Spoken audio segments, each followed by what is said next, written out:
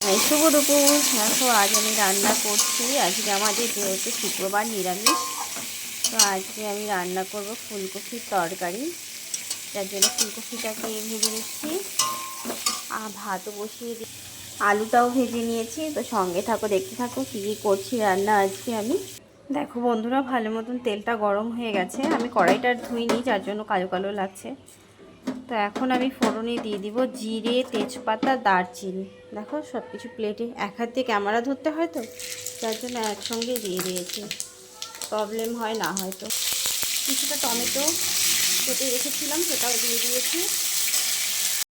এখানে বেটে রেখেছি আদা, জিরে আর কাঁচা লঙ্কা। এখন এটা আমি মশলাটা দিয়ে দিব।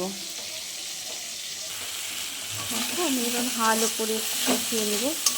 নুন হলুদটা দেওয়াতে সুন্দর কালার একটা চলে এসছে অনেকটাই।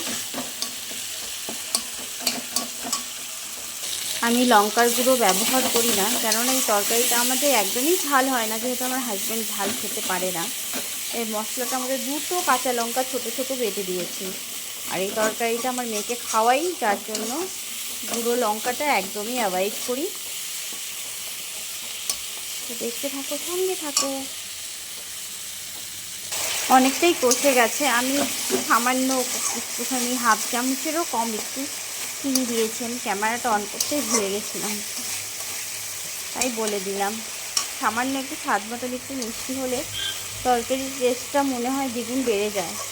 আমার মনে হয় অনেকে আবার মিষ্টি পছন্দ করে না, কিন্তু আমার তরকারির মধ্যে একটু চিনি ব্যবহার করলে ভালোই লাগে খেতে।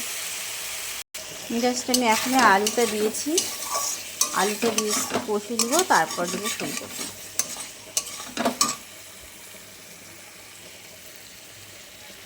এখন আমি দিয়ে দিব ফুলকপিগুলো, যেগুলো ভেজে রেখেছিলাম। দিয়ে আর একটু কষিয়ে নেব। এখন আমি একটুখানি দিয়ে দিব গরম মশলার গুঁড়ো। এরকম কালো কালো হচ্ছে কেন ভিডিওটা বুঝতে পারছি না। যাই হোক, একটু গরম মশলার গুঁড়ো দিয়ে দিচ্ছি। দেখো বন্ধুরা, আমার একদম কষানো কমপ্লিট হয়ে গেছে। এখন আমি একটু দিয়ে দিব জল।